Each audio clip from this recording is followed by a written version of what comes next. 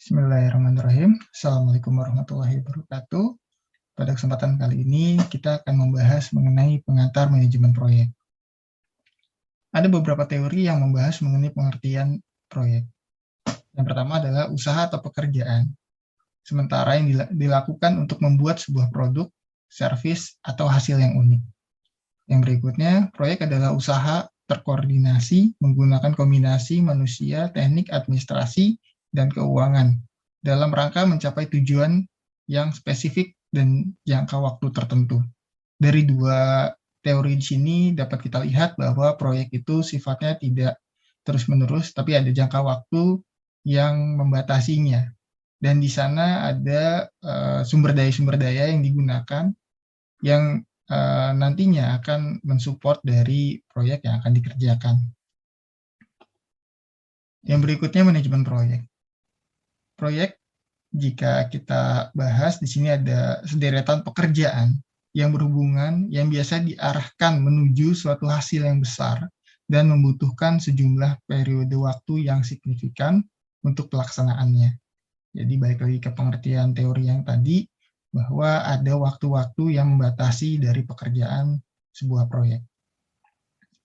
Manajemen proyek ini merupakan perencanaan, pengarahan, dan pengendalian sumber-sumber manusia, peralatan, material untuk memenuhi batasan teknis, biaya, dan waktu dari proyek.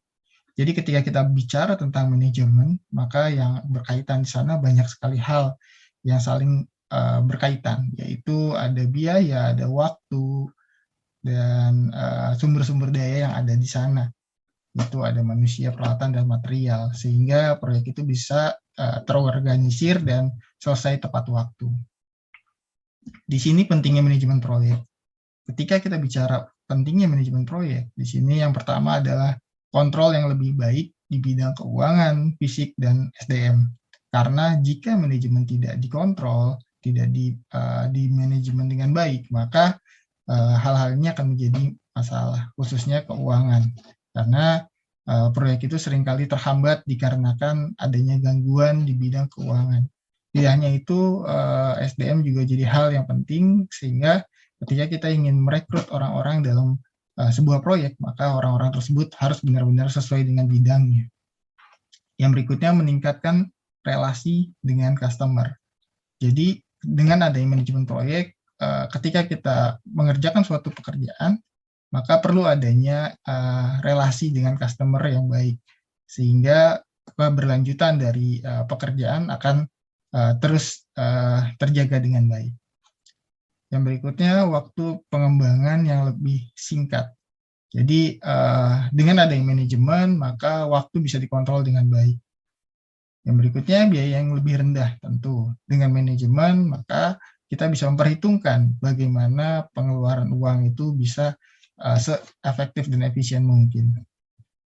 Kualitas lebih tinggi dan meningkatnya keandalan. Ini juga jelas kita bisa mengukur kualitas dari sebuah proyek dan keandalannya dengan cara melakukan manajemen terhadap proyek tersebut. Yang berikutnya, keuntungan yang lebih besar, meningkatnya produktivitas, koordinasi yang lebih baik, moral pekerja yang lebih baik. Ini semua jelas ya. Jadi tidak mungkin kita bisa meraih itu semua tanpa adanya manajemen yang baik. Ciri-ciri proyek. Bicara ciri-ciri proyek di sini, yang pertama adalah memiliki tujuan yang khusus, produk akhir. Jadi jelas kita mau bikin apa. Yang berikutnya, jumlah biaya, sasaran jadwal, serta kriteria mutu dalam proses pencapaian tujuan di atas sudah ditentukan. Jadi artinya dengan adanya proyek, maka produk akhir yang tadi sudah ditentukan, bisa kita pertimbangkan berapa sih jumlah biaya yang harus dikeluarkan, sasaran jadwal dalam pengerjaan itu bagaimana, mutunya bagaimana, sehingga itu semua bisa terwujud dengan baik. Bersifat sementara. Nah, ini sudah disampaikan di awal, bahwa yang namanya proyek itu ada batasan waktu. Jadi ada titik awal dan ada akhir, ditentukan dengan jelas. Jadi tidak mungkin sebuah proyek itu tidak ada waktu yang ditentukan di awal, karena memang perlu adanya anggaran yang dikeluarkan sehingga waktu itu menjadi hal yang krusial. Lalu ada non rutin, di sini tidak berulang-ulang ya berarti ya. Jadi kita harus bisa melihat si proyek ini memang perlu adanya pengaturan sehingga jika nanti akan dilaksanakan maka akan menjadi baik ke depannya. Program dan proyek. Program. Jadi di sini kesatuan rencana yang berjangka waktu relatif panjang, terdiri dari beberapa proyek, dan memberikan arahan tentang tujuan yang ingin dicapai serta persoalan yang ingin dipecahkan.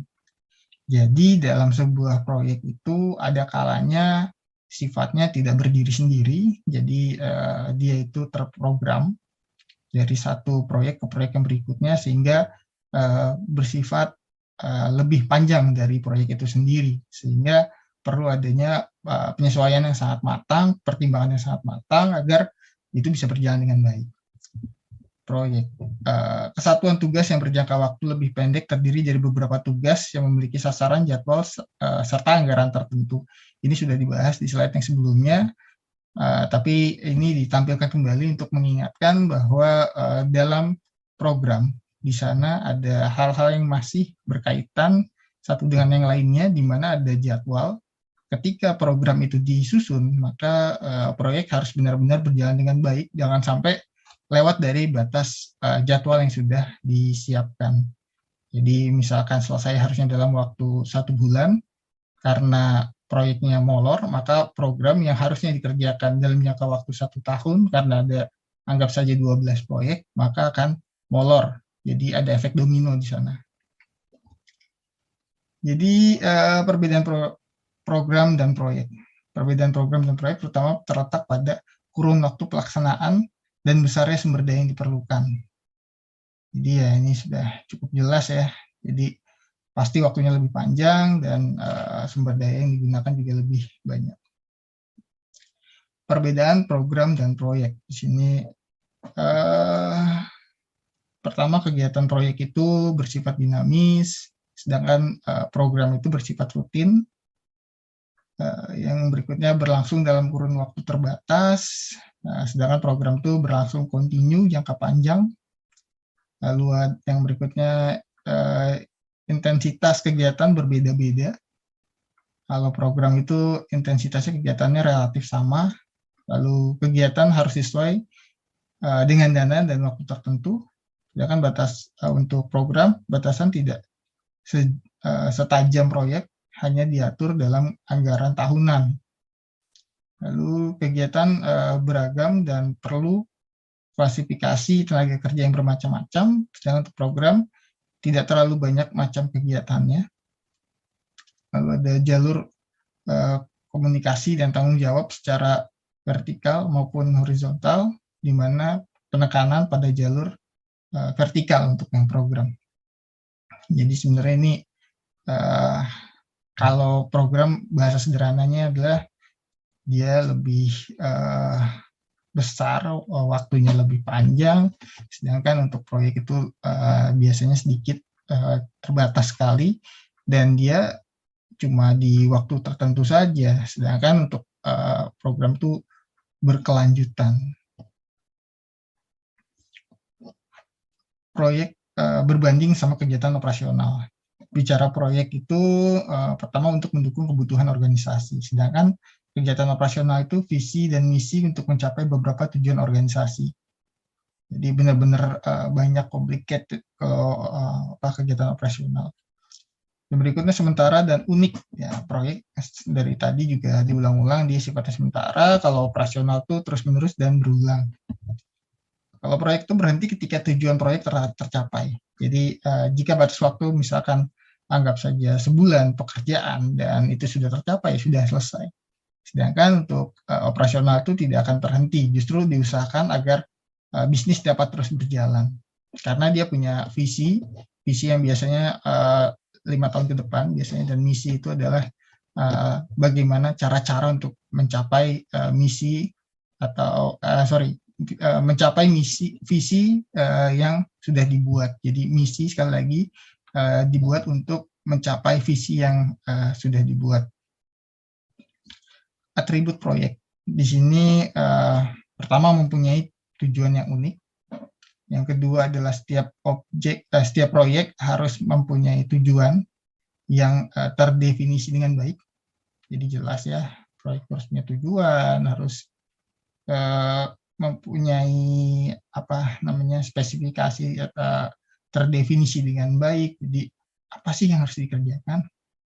Yang berikutnya bersifat sementara, dibangun berdasarkan progresif elaborasi, lalu membutuhkan sumber daya dari berbagai area, mempunyai pelanggan utama, sponsor proyek, dan bersifat uncertainty. Jadi memang di sini proyek itu sifatnya adalah eksklusif, jadi cuma di waktu itu saja, dan besoknya itu akan ada proyek yang lainnya. Jadi artinya tidak seperti halnya pekerjaan yang terus-menerus di sebuah perusahaan, dia hanya lingkupnya benar-benar sedikit. Lalu berikutnya adalah tentang proyek TI. Jadi proyek TI sering mengalami kegagalan, baik dilihat dari sisi tujuan, biaya, dan waktu yang telah ditetapkan. Kenapa? Karena biasanya memang banyak hambatan-hambatan yang ada di sana yang sifatnya akan mengganggu dari tujuan utamanya. Lalu beberapa proyek TI mengalami perubahan pada saat pelaksanaan. Nah, ini dia. Balik ke pernyataan yang pertama, sering mengalami kegagalan, baik dilihat dari sisi tujuan. Nah, di tujuan pertama, terkadang di tengah jalan mengalami perubahan, sehingga perubahan itu akan menjadi panjang karena gini. Misalkan tujuannya awalnya cuma membuat sebuah proyek untuk keuangan di sebuah perusahaan dengan kriteria tertentu. Ternyata pada saat pengembangan ada yang harus disesuaikan, sehingga ada penyempitan tujuan ataupun sedikit pelebaran, tapi masih dalam lingkup yang sama, namun dalam pengembangannya saja yang ada penyesuaian. Biaya juga jelas ya, jadi memang biaya itu akan menyesuaikan terhadap apa yang berjalan. Lalu waktu juga biasanya akan terpengaruh karena tadi ada perubahan-perubahan dalam pelaksanaan. Yang berikutnya, hasil yang diperoleh customer lebih rendah dari yang telah ditetapkan. Biasanya ketika customer mintanya cukup banyak, minta ini, minta ini, dan ternyata ketika sedang berjalan dalam proyek tersebut, ada beberapa hal-hal yang tidak bisa dieksekusi atau tidak bisa diterapkan secara maksimal. Jadi memang waktu yang diberikan dalam proyek itu kan sangat singkat, sehingga apa yang dibuat ya dimaksimalkan semaksimal mungkin, sehingga hasil optimum tersebut seringkali tidak sesuai dengan rencana awal yang customer harapkan. Nah, karakteristik proyek TI. Jadi dalam karakteristik proyek itu resiko dalam ketidakpastian tertinggi terjadi di awal proyek. Memang, jadi memang resiko dan ketidakpastian itu pasti ada setiap proyek, namun di proyek TI ini adanya yang tertinggi itu di awal. Ketika kita ingin membuat sebuah pekerjaan TI, maka perlu kita antisipasi dengan gambaran-gambaran yang akan terjadi nantinya. Karena tidak terlepas dari masalah biaya, anggaran tadi, lalu waktu yang singkat, itu harus kita benar-benar perhatikan. Yang berikutnya, kemampuan terbesar stakeholder untuk mempengaruhi proyek terjadi di awal proyek, betul. Jadi stakeholder itu harusnya benar-benar aktif di awal proyek, sehingga apa yang benar-benar menjadi tujuan si stakeholder bisa tercapai di akhir nantinya. Kalau misalkan ternyata stakeholder tidak membuat gambaran yang jelas, tidak memberikan arahan di awal, sehingga proyek ini tidak bisa tercermin secara baik seperti harapan dari stakeholder sendiri. Yang berikutnya adalah biaya dan level staff yang lebih rendah di awal proyek dan meningkat semakin tinggi menuju akhir proyek. Ini memang seperti itu kalau TI ya. Tadi proyek TI sudah saya sampaikan di awal, tadi ada ketidakpastian yang tinggi yang tadi sudah saya gambarkan, banyak hal-hal yang perlu kita gambarkan dengan teliti, lalu ada stakeholder yang harusnya bisa berperan besar di awal, karena memang kalau misalkan di awal tidak maksimal, maka nanti berkelanjutannya jadi masalah, efek domino. Lalu ada biaya dan level staff yang lebih tinggi di sini biasanya munculnya karena ada implementasi. Kalau di awal-awal kan hanya membuat rancangan terlebih dahulu, lalu menyusun apa-apa yang sudah dirancang tadi. Nah, ketika pengimplementasian, maka biaya akan meningkat. Banyak hal-hal yang perlu disiapkan di sana. Berikutnya adalah proyek TI dibandingkan proyek bidang lain. Ini nih menarik nih. Pertama, memiliki tujuan untuk menghasilkan produk yang bersifat intangible, seperti perangkat lunak, database, jaringan yang sulit untuk mengukur nilai manfaat dari produk tersebut. Iya, betul. Jadi kalau misalkan kita bicara proyek yang lain, anggap saja misalkan proyek di bidang pembangunan gedung, maka kita bisa memprediksinya dengan cermat, kayak harga semen berapa sih, harga besi berapa sih. Tapi ketika kita bicara proyek TI, di sini kan produknya itu adalah perangkat lunak, software. Software itu bagaimana mengukurnya? Itu agak apa ya? Nilainya itu jadi sulit untuk diukur. Berapa sih harga nilai manfaat dari produk tersebut, itu harus benar-benar kita apa ya bahasanya, tidak bisa dibandingkan lah kalau misalkan harganya itu terhadap sebuah gedung, karena seperti yang kita ketahui sekarang, kita menggunakan Microsoft, kita menggunakan Office, itu semua adalah hal-hal yang dibangun, yang dikerjakan oleh proyek TI. Yang berikutnya melibatkan teknologi yang sangat cepat usang karena perkembangan yang sangat cepat. Nah, ini juga menarik. Jika kita bicara tentang proyek TI, itu hal-hal yang sifatnya sangat cepat. Berbeda dengan di bidang yang lain, contoh gedung tadi. Gedung itu puluhan tahun masih bisa digunakan. Bahkan ada yang sampai ratusan tahun, tergantung dari bagaimana bangunan itu dibuat di awal. Seperti yang kita lihat, ada bangunan tua peninggalan Belanda yang sampai saat ini masih berdiri kokoh. Sedangkan jika kita bicara tentang teknologi, bayangkan dalam setahun berapa kali sih handphone itu diluncurkan oleh si pembuat. Ketika kita bicara laptop dan lain sebagainya, itu berapa kali sih? Nah, terus kalau bicara software, kita tahu semua di sana dari Windows yang dulu sekali, sekarang sudah Windows yang terbaru. Ini banyak sekali perubahan-perubahan yang tidak bisa dibandingkan sekali lagi dengan proyek yang lain yang sifatnya waktu akan bertahan lama, sedangkan untuk proyek TI tidak. Lalu membutuhkan beragam sumber daya manusia dengan keahlian dan kompetensi yang beragam. Lalu itu jelas. Lalu ukuran yang dijadikan standar sulit dibakukan karena sulit mengukur kualitas yang dimengerti berbagai pihak secara seragam. Jadi gini, ketika kita bicara tentang proyek yang lain, sekali lagi pembangunan gedung misalkan, maka kita akan punya pemikiran yang sama. Bagaimana si bangunan itu akan dibangun fondasinya sampai dengan bangunan itu berdiri kokoh. Sedangkan ketika kita bicara tentang software atau proyek TI lainnya, ini sangat sulit untuk mengukur kualitas dari produk yang ingin dibuat, bisa software, database atau jaringan. Ini gimana sih standarnya untuk kualitas yang kita ingin buat? Karena setiap orang punya persepsinya masing-masing, sehingga perlu adanya penyesuaian perspektif di awal, sehingga pada saat proyek itu berjalan benar-benar sesuai dengan harapan dari stakeholder. Di sini ada contoh proyek.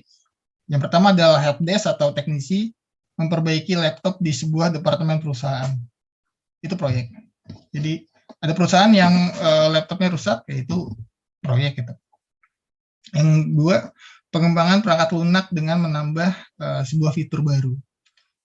Ya, sederhananya adalah ketika kita ingin perusahaan ingin membuat sebuah fitur dalam softwarenya, itu merupakan sebuah proyek. Jadi itu sudah cukup jelas menurut saya.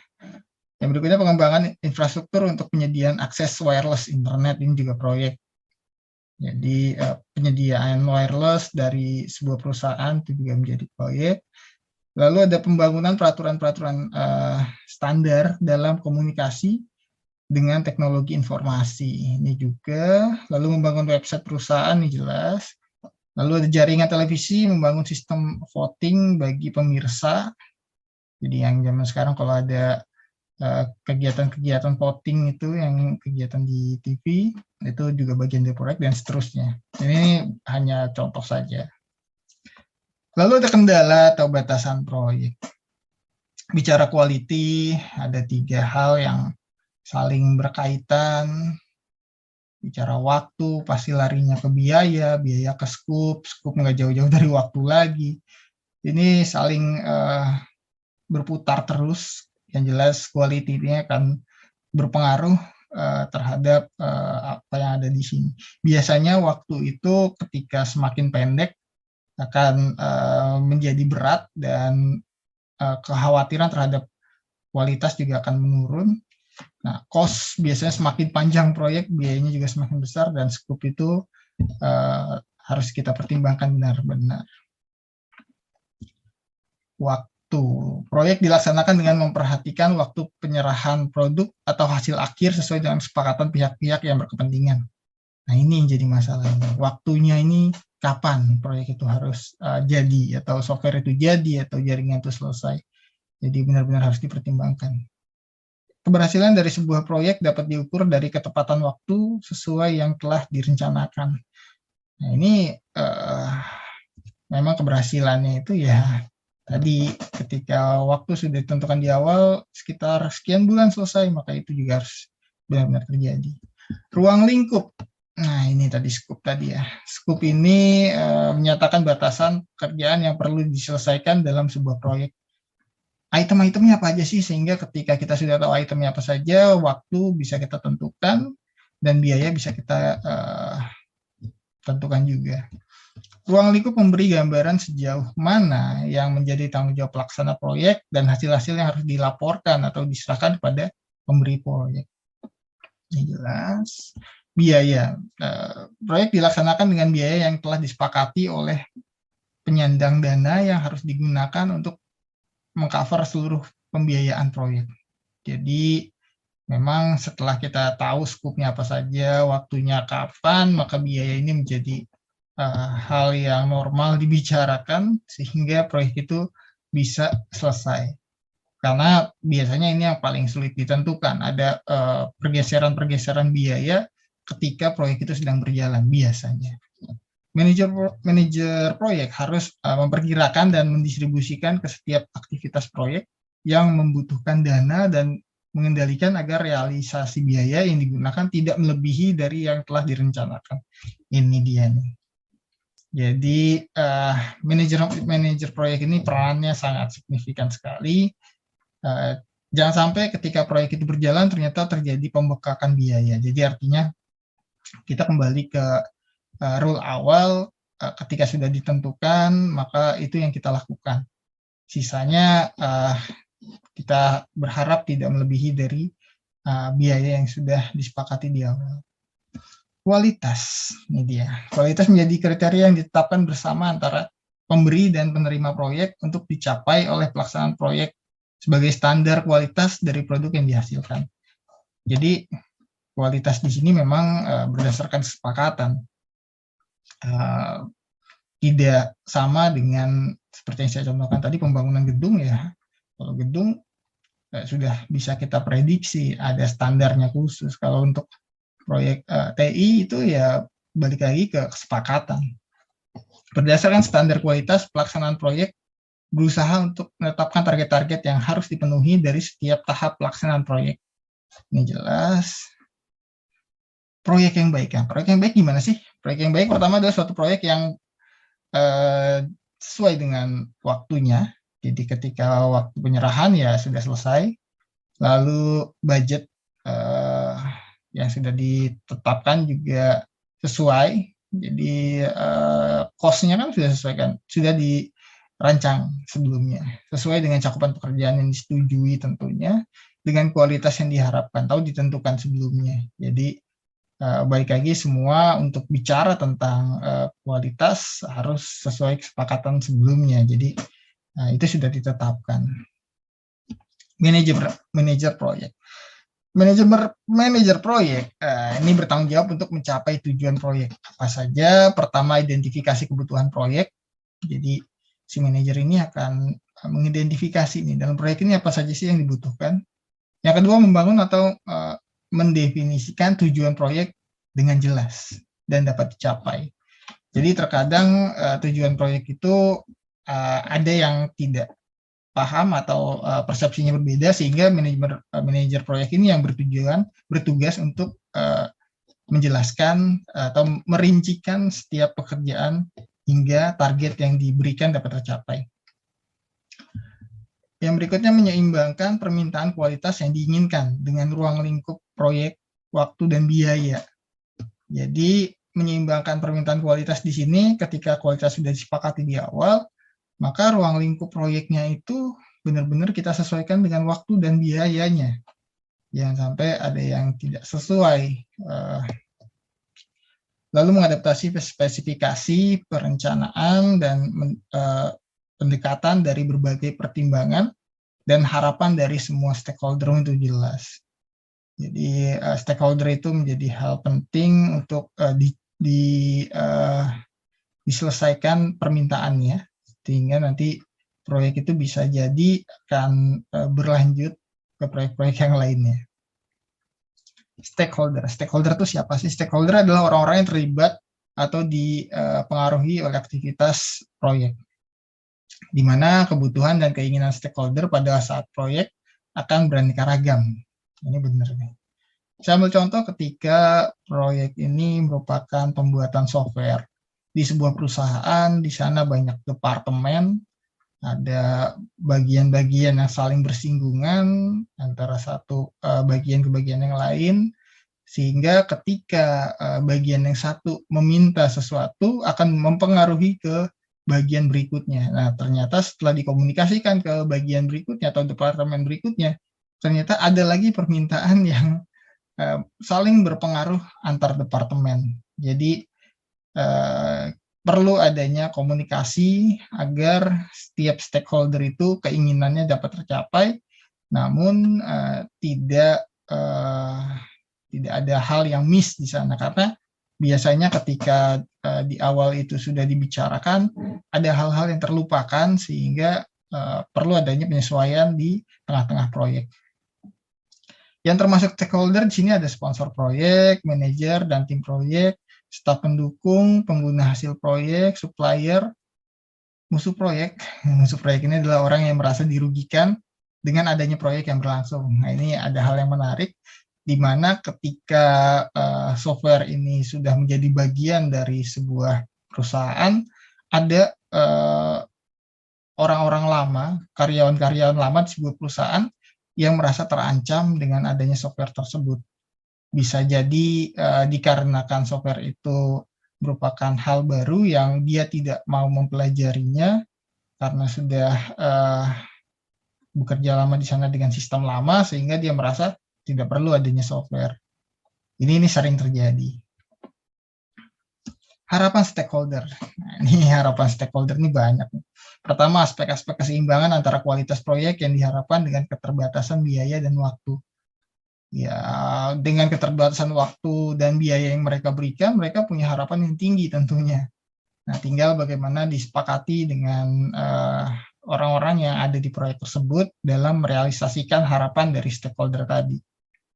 Lalu aspek-aspek mempertemukan kebutuhan dan keinginan pihak-pihak yang terlibat langsung maupun tidak langsung dalam proyek, dan biasanya saling bertolak belakang. Ini dia yang tadi saya bahas. Ada kalanya kebutuhan dan keinginan itu tidak sesuai. Jadi apa ya? Setiap departemen itu memiliki egonya masing-masing. Mereka punya harapan-harapan yang berbeda, yang terkadang bertolak belakang. Dan ini harus dipertemukan di awal. Jadi kita harus bicarakan, bahkan ketika proyek ini sudah berjalan, banyak penyesuaian-penyesuaian yang terjadi di tengah proyek itu sendiri. Lalu berikutnya aspek-aspek mendefinisikan dan menentukan dengan jelas dan tegas sesuatu yang diharapkan dari berlangsungnya sebuah proyek, baik yang nyata maupun yang tidak nyata. Jadi ini harus jelas sih. Jadi ketika si stakeholder itu ingin membuat sebuah software, maka si software tersebut benar-benar harus dijelaskan secara terperinci, secara detail, sehingga pada saat pengimplementasian, ketika berjalan dalam pembuatan proyek, hingga pengimplementasian benar-benar sesuai. Gitu. Nah, berikutnya peran manajer proyek. Nah, ini manajer proyek ini perannya sangat besar, di mana dia harus menjadi mediator antara proyek dan stakeholder. Jadi ketika proyek itu berjalan, kadang stakeholder itu ada saja permintaannya, sehingga ini harus menjadi mediator di antaranya.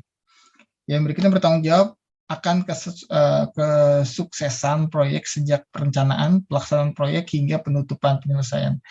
Nah, di sini manajer proyek ini harus benar-benar paham betul keinginan dari stakeholder, sehingga dalam perencanaan juga tidak meleset, tidak berbeda dengan realisasi.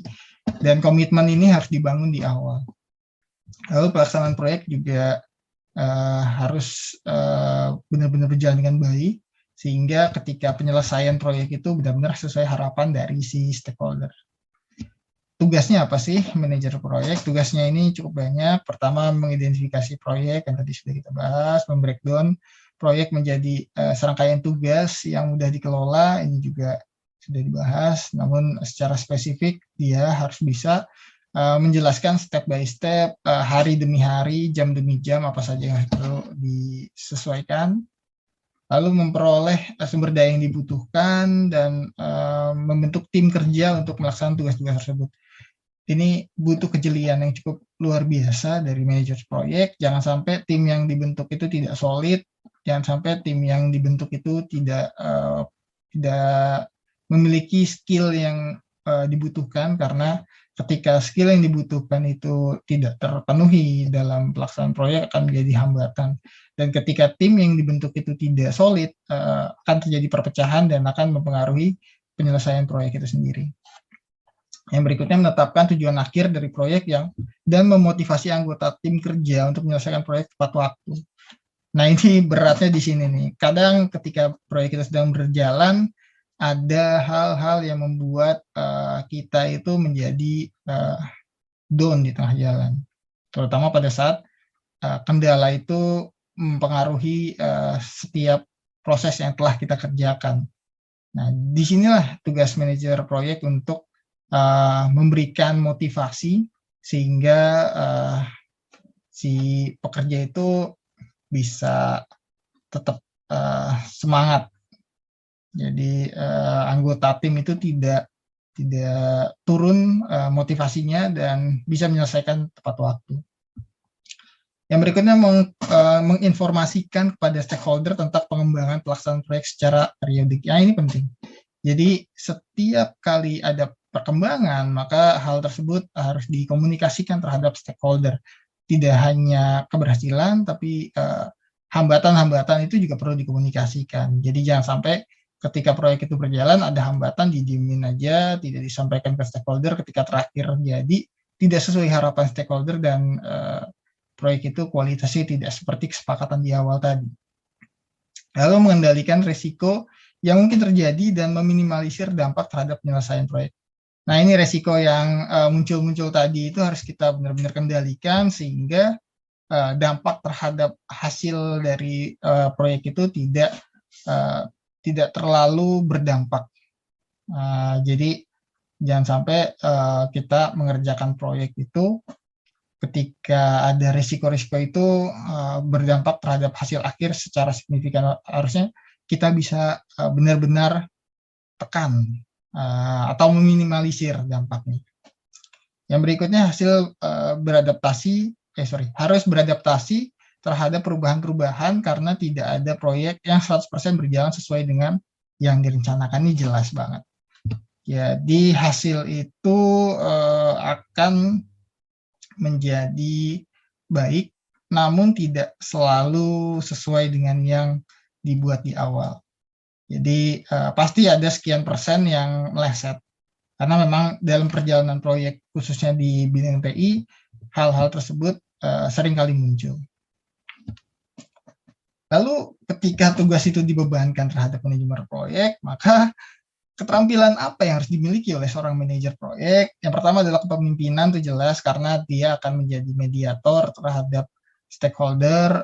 Dia juga harus bisa memberikan motivasi terhadap tim. Jadi kepemimpinan itu nomor 1 sih. Lalu soft skill, human relation skill, ini benar. Jadi bagaimana dia bisa berkomunikasi dengan banyak orang, itu penting banget. Negosiasi dan manajemen konflik, ini juga penting. Bagaimana dia harus bisa menyampaikan bernegosiasi terhadap pihak-pihak yang memang terlibat di sana sehingga apapun yang terjadi bisa diselesaikan dengan baik. Dan di sini manajemen konflik juga menjadi hal penting.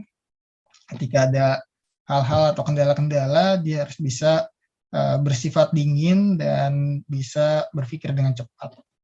Yang berikutnya problem solving, ini juga penting sekali karena tadi resiko dalam sebuah proyek TI sangat banyak dan dia itu harus bisa memberikan penyelesaian agar hasil akhir tetap bisa sesuai dengan harapan walaupun tidak 100% seperti rencana di awal. Lalu project management knowledge area. Ya, jelas. Dia tidak bisa memimpin sebuah proyek kalau dia tidak punya kemampuan, tidak punya skill di bidang ini, sehingga perlu adanya kemampuan yang sangat handal, dan ketika di lapangan dia benar-benar bisa diandalkan. Lalu pengetahuan yang luas berkaitan dengan bidangnya, seperti keuangan, akuntansi, sales, marketing, logistik, strategic planning, technical planning, kompensasi, teknologi informasi, dan lain-lain. Ini adalah hal umum yang harus dimiliki. Jadi seorang manajer itu ya bisa mengakomodir secara luas walaupun tidak spesifik, cuma yang jelas dia harus benar-benar bisa menghandle semua bagian.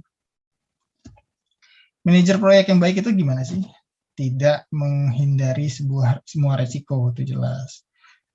Tetapi menyiapkan proses dan prosedur standar untuk berusaha mencegah resiko yang mungkin terjadi. Jadi resiko itu bukan untuk dihindari, memang resiko itu ada untuk kita menjadi orang-orang yang siap menyelesaikan pekerjaan dengan baik. Jadi resiko itu di semua lini pasti ada.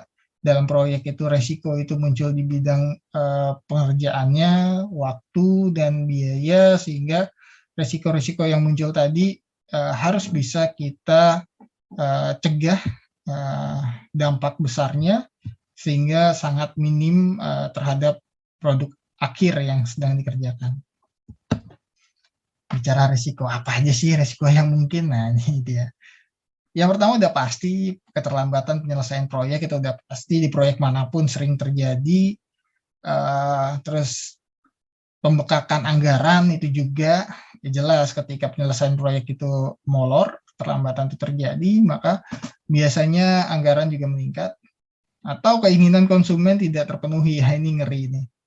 Konsumen minta apa, ternyata tidak terpenuhi. Harusnya resiko ini adalah hal yang paling dihindari, karena pembuatan software atau jaringan itu kan nggak mungkin bisa kita gambarkan secara maksimal, tapi tetap ada mitigasi risiko yang akan disiapkan untuk menghindari hal tersebut, sehingga si konsumen tetap mendapatkan apa yang dia harapkan di awal.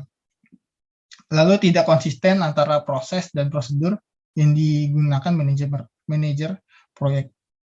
Manajer proyek ini benar-benar sangat penting ya perannya, sehingga ketidakkonsistenan ini bisa dihindari. Lalu berikutnya, proyek tidak bermanfaat dan membuang-buang waktu dan biaya. Ini mengerikan banget ini. Ya, banyak sekali proyek yang tidak bermanfaat dan membuang-buang waktu dan biaya. Ini perlu dihindari. Terus tidak sinerginya faktor internal dan eksternal yang mempengaruhi proyek. Ini harus sinergi. Faktor internal di dalam proyek maupun di perusahaan itu sendiri. Secara eksternal juga. Jadi banyak faktor-faktor eksternal yang perlu kita pertimbangkan juga nantinya. Hambatan. Tadi resiko, sekarang hambatan. Resiko sudah dibahas, hambatan. Hambatannya apa sih? Ya, ini jelas nih. Komunikasi yang tidak baik ini jelas. Komunikasi yang tidak baik ini dimulai dari bagaimana kita bisa berkomunikasi terhadap stakeholder. Itu yang paling utama. Jadi, jangan sampai apa yang diharapkan tidak tersampaikan, tidak terdefinisikan dengan baik. Lalu komunikasi yang baik juga harus dijalin antar tim. Jadi satu tim itu kalau komunikasinya nggak bagus ya nggak jalan di proyeknya. Yang berikutnya, persetujuan yang tidak jelas. Ini juga harus jelas persetujuannya. Ada masalah, ada kendala. Kendalanya apa, terus solusinya apa, harus terkomunikasi sehingga persetujuan itu bisa jelas. Khususnya persetujuan ini adalah stakeholder. Jadi ketika secara intern kita sudah memberikan solusi-solusi terhadap kendala yang ada atau hambatan yang ada, maka stakeholder adalah gong akhir, atau bisa dikatakan approval-nya ya harus dari stakeholder. Kesalahpahaman, nah ini juga sering. Kesalahpahaman ini saat komunikasi antar stakeholder lalu ke manajer proyek, ternyata setelah didefinisikan atau diterjemahkan ke dalam sebuah proyek salah. Nah, ini jangan sampai, karena kesalahpahaman ini akan berdampak sangat panjang, bahkan sampai di akhir produk tidak sesuai dengan harapan stakeholder. Wah, itu mengerikan itu. Terus suasana yang tidak mendukung. Suasana yang tidak mendukung itu bisa diantisipasi dengan bagaimana si manajer proyek ini bisa mengkondisikan baik secara fisik maupun secara mental dari tim. Karena suasana yang tidak mendukung ini perlu kita antisipasi dengan maksimal. Kalau di pembangunan gedung, suasana yang tidak mendukung itu biasanya pengaruhnya terhadap lingkungan, kayak hujan, tiba-tiba ketika bangun gedung hujan, itu salah satunya. Nah, kalau di sini juga perlu kita pertimbangkan ya. Yang berikutnya adalah pemogokan kerja. Ini ketika membuat tim ya jangan cari yang baperan. Kalau begitu nanti pekerja mogok dan lain sebagainya. Terus yang berikutnya juga kita harus memenuhi kebutuhan dari si tim. Jangan sampai ada hal-hal yang membuat si tim itu merasa tidak dihargai atau tidak mendapatkan haknya. Itu juga perlu dipertimbangkan. Anggap saja misalkan waktunya gajian ya gajian gitu. Jangan sampai si tim ini tidak mendapatkan haknya. Lalu konflik pribadi. Nah, konflik pribadi ini yang benar-benar harus dihindari. Ketika kita punya permasalahan pribadi, ya jangan dibawa ke tempat kerja. Atau antar tim. Nah, ini juga jangan sampai terjadi. Jadi satu tim itu harus memiliki kekompakan yang baik, komunikasi yang baik, sehingga solid dan proyek itu bisa berjalan dengan baik. Manajemen yang tidak baik, manajemen yang tidak baik ini bahaya. Hambatan dalam proyek ketika manajemen yang udah nggak baik, udah proyek itu nggak usah ditanya bakal selesai atau nggak, pasti nggak. Karena manajemen yang baik ini akan mempengaruhi nilai hasil akhir. Karena tadi sudah kita bahas juga, tugas dari seorang manajer adalah mengkomunikasikan, mengatur anggaran, waktu pengerjaan, dan lain sebagainya, sehingga manajemen ini hal utama dan mutlak dalam sebuah proyek. Lalu definisi sasaran dan tujuan tidak jelas. Ini harus dibicarakan di awal ini. Sasaran dan tujuan itu harus benar gitu di awal. Hasil akhirnya apa sih? Sehingga si manajer tadi yang harus membreakdown setiap kegiatan dari hari pertama sampai hari terakhir apa yang harus dikerjakan, itu jelas sasaran dan tujuannya, jangan sampai tidak sesuai. Setelah ada hambatan, apa sih faktor pendukungnya untuk berhasil? Ini dukungan eksekutif itu jelas, keterlibatan user, ini orang-orang yang benar-benar berpengaruh terhadap proyek itu, karena memang bagaimana kita ingin membuat sebuah proyek kalau pihak-pihak yang membutuhkan, yang menggunakan, dan orang-orang yang terlibat secara langsung di dalam penggunaan si produk hasil tadi tidak mau berkomunikasi dengan baik. User ya harus terlibat, ya kan mereka yang menggunakan. Eksekutif juga harus memberikan dukungan. Data-data yang dibutuhkan selama proyek itu harus ada. Jangan sampai nanti ada salah persepsi disebabkan oleh kebutuhan data yang tidak lengkap atau komunikasi dengan user yang tidak maksimal. Pengalaman manajer proyek ini jelas. Semakin sering dia menjalani sebuah proyek, maka semakin baik skill-nya. Lalu tujuan bisnis yang jelas. Ini benar. Tujuannya harus jelas dulu, buat apa, bagaimana, dan lain sebagainya.